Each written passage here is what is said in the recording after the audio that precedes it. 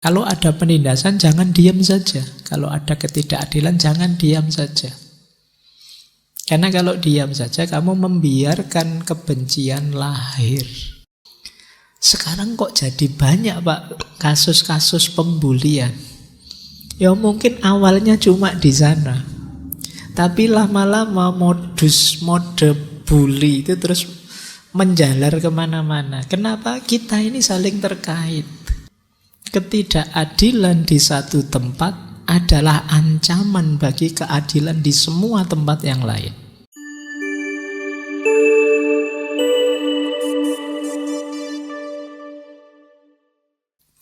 Ada beberapa syarat untuk bisa mewujudkan perdamaian menurut Martin Luther. Yang pertama apa? Persaudaraan. Persaudaraan kemanusiaan. Tidak mungkin lahir perdamaian kalau di antara kita tidak merasa sebagai saudara, paling tidak saudara sesama manusia. Kita belakangan sering melihat perbedaan di antara kita, bukan persaudaraan di antara kita. Dan itu cirinya manusia. Kata Martin Luther, we must live together as brothers or perish together as fools. Pilihan kita cuma dua. Kita harus hidup bersama sebagai saudara atau hancur bersama seperti orang bodoh. Jadi kita akan sering perilaku kita kayak orang bodoh. Wong jelas-jelas saudara sebangsa, setanah air, bahkan mungkin seagama, bahkan mungkin paling tidak sesama manusia. Kok kita milih tidak bersaudara, lebih suka berkonflik yang akhirnya kita sama-sama hancur? Itu yang kata Martin Luther, kita ini kayak orang bodoh, ndak pinter. Nanti beliau melanjutkan begini, kita telah terbang di udara seperti burung, mengarungi lautan seperti ikan. Kita punya pesawat terbang, kita punya kapal, itu kan terbang di udara seperti burung, mengarungi lautan seperti ikan. Tapi kita belum belajar satu tindakan sederhana, yaitu berjalan di bumi seperti saudara. Kita sering menampilkan diri kita sebagai musuh seseorang, sebagai yang lebih tinggi dari yang lain, sebagai yang lebih hebat, sebagai yang harus menaklukkan ini, menaklukkan itu, mengalahkan dia, memenangkan mereka, dan lain sebagainya. Ini kata beliau, hal kecil saja kita belum bisa ternyata, yaitu apa? Hidup bersaudara. Kita membanggakan bisa menaklukkan udara seperti burung, bisa menaklukkan air seperti ikan, tapi bersaudara kita tidak bisa. Ini yang disebut tadi ironis. Ini nyambung dengan quote yang awal tadi. Sain kita luar biasa, tapi spiritualitas kita rendah.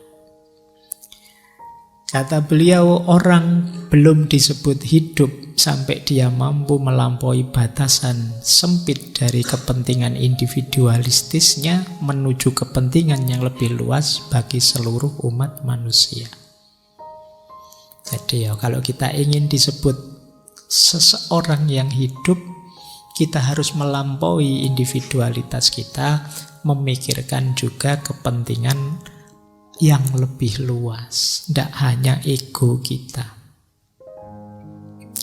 Kata beliau, orang gagal rukun karena mereka takut satu sama lain. Kenapa orang takut satu sama lain? Karena tidak kenal satu sama lain. Kenapa tidak kenal satu sama lain? Karena mereka tidak berkomunikasi satu sama lain. Ya, kita sering pakai istilah tak kenal maka tak sayang. Jadi meskipun ada kan masih belum kenal, tapi sering ngaji, sering lihat, rasanya sudah sayang. Itu beda kasus ya. Oke, jadi kita itu sesama saudara Rasanya kok tidak kayak saudara sih. Kita jarang berkomunikasi. Akhirnya kita tidak saling paham tentang masing-masing kita. Karena tidak saling paham, terus kita saling takut.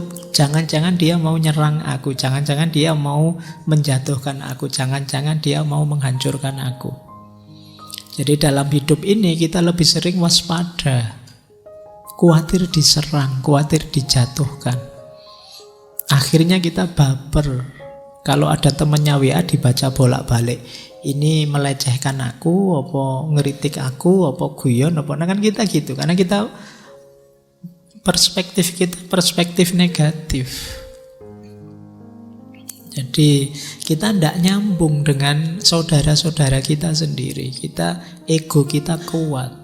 Maka kata Martin Luther, mari membangun jembatan, bukan tembok. Kita lebih banyak membangun tembok-tembok. Kadang-kadang sudah sama-sama satu organisasi, itu pun di dalam organisasi ada kubu-kubu lagi. Di dalam kubu itu ada kelompok-kelompok lagi. Dalam kelompok itu ada grup WA sendiri-sendiri. Ini kan namanya kita sering bangun tembok-tembok. Jadi ayolah kita bangun jembatan. Jangan hanya tembok-tembok. Baik, ini prinsip pertama untuk perdamaian. Kalau kita sulit bersaudara, sulit kita berdamai. Bahwa berbeda, ya biasa saja, toh wajar saja, toh tinggal dikomunikasikan, disampaikan, kemudian saling menghargai. Tapi ketika komunikasi tidak jalan, ya pasti saling salah paham. Kalau kita merasa tidak paham, apalagi kita merasa terancam, muncul ketakutan-ketakutan, ya pasti mudah konflik. Ini yang belakangan sering terjadi. Prinsip kedua, wah, kalau ini sudah apal ya, terus pokoknya anak-anak ngaji filsafat apalannya cinta. Karena di setiap tema selalu ada cintanya. Tidak apa-apa ya, memang itu puncaknya relasi yang paling ideal itu kan cinta. Kata Martin Luther, kenapa kita harus mencintai? Kata beliau, kegelapan tidak bisa mengusir kegelapan, hanya cahaya yang bisa melakukannya. Kebencian tidak bisa mengusir kebencian, hanya cinta yang bisa melakukannya. Kebencian melumpuhkan kehidupan, cinta melepaskannya. Kebencian mengacaukan kehidupan, cinta menyelaraskannya. Kebencian menggelapkan kehidupan, cinta meneranginya. Ini syair itu kalau cinta kok jadi indah ya. Iya, ndak Jalaluddin Rumi, ndak Martin Luther King, kalimat-kalimatnya jadi puitis. Jadi cinta juga prasyarat untuk bisa perdamaian. Ya kita harus mampu menumbuhkan jiwa yang mencintai. Ada quote menarik dari beliau, let no man pull you so low as to hate him. Jangan biarkan orang menyeretmu terlalu rendah sehingga engkau membencinya. Maksudnya apa? Hindari momen-momen apapun, situasi apapun yang membuat kita membenci orang lain. Termasuk hindari ketidakadilan, penindasan, dan lain sebagainya. Kenapa? Ketidakadilan dan penindasan itu membuat kita benci orang lain. Ketika ada momen tidak adil misalnya, atau kita yang ditidakadili, itu kan ya membuat momen kebencian lahir. Kita benci dia, kita benci mereka. Maka ketika ada ketidakadilan, ketika ada penindasan, ayo kita perjuangkan agar habis segala ketidakadilan itu. Demi apa? Biar kita tidak saling benci. Karena akarnya kebencian itu antara lain ya adanya ketidakadilan. Maka jangan biarkan dirimu ditarik terlalu rendah, direndahkan, ditindas, sehingga engkau membenci orang. Jadi kalau ada penindasan jangan diam saja. Kalau ada ketidakadilan jangan diam saja. Karena kalau diam saja kamu membiarkan kebencian lahir. Karena gandeng itu kan ketidakadilan dengan kebencian. Karena ada penjajah yang menjajah kita, maka kita benci dengan orang yang menjajah. Lahir kebencian, maka segala momen yang memungkinkan lahirnya kebencian, ayo kita musnahkan demi perdamaian. Ini prinsip kedua, prinsip cinta. Kita lanjutkan biar nanti tuntas materinya. Yang ketiga tentu saja keadilan.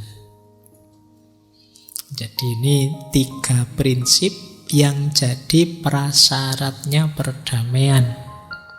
Yang pertama tadi persaudaraan, yang kedua cinta, yang ketiga keadilan. The true peace is not merely the absence of tension. Kedamaian yang sejati itu bukan hanya tidak ada ketegangan, tapi munculnya atau hadirnya keadilan. Jadi memang syaratnya damai adil. Pak, di sini ada penindasan Pak, tapi tenang kok Pak situasinya. Tetap itu namanya tidak disebut damai. Penindasan itu sendiri, ketidakadilan itu sendiri kekerasan, tidak bisa disebut damai. Jadi syarat perdamaian yang ketiga keadilan. Tidak mungkin ada ketidakadilan kok damai. Tidak adil Pak tapi damai, itu biasanya suara-suara yang mau bicara, mau ribut dibungkam. Mau minum tidak boleh. Kalau ini kan kita adil, minum boleh saja.